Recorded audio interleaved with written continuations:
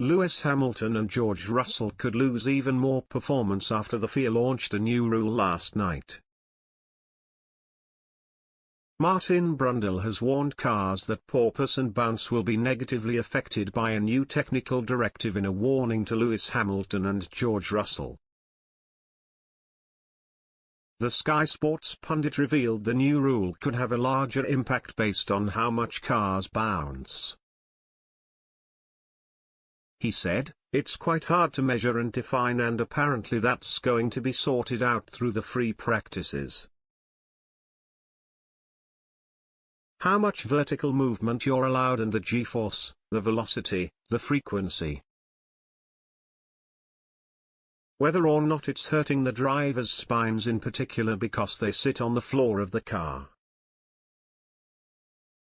Or could we be moving into an area around concussion, for example? It does seem to me, my first read-through of this technical directive, that the more you porpoise and bounce, the more you're going to be negatively affected by these changes." It comes after the FIA launched a new technical directive to reduce porpoising on safety grounds. The FIA has promised to convene a technical meeting with the teams to define measures to help cars in the medium term, which could be beneficial to Mercedes. However, in the short term, the FIA will instead closely scrutinize the planks and skids on the bottom of cars to ensure teams are not running them too low to the ground. They will set a series of guidelines on how much cars can bounce and then strictly police this for safety reasons. This means cars like Mercedes who like to run low to the ground despite the porpoising may be forced to run their car higher. This will likely reduce or stop the porpoising but will ensure teams lose performance.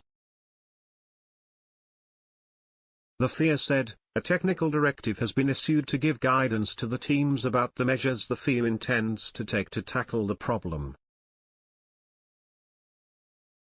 Closer scrutiny of the planks and skids, both in terms of their design and the observed wear.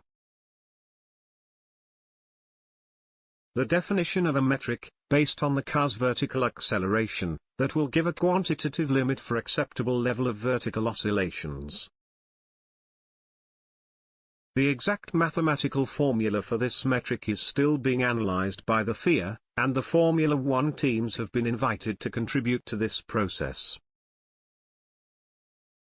McLaren star Lando Norris stressed this could fix Mercedes' issues after last week's Azerbaijan Grand Prix. The 22-year-old said, "I'm sure the Mercedes can have a much stiffer floor and raise the right height, and it would be much nicer for them. But they obviously just don't want to lose performance. I don't think it's anything to complain about, it's just people need to find a way of fixing it themselves."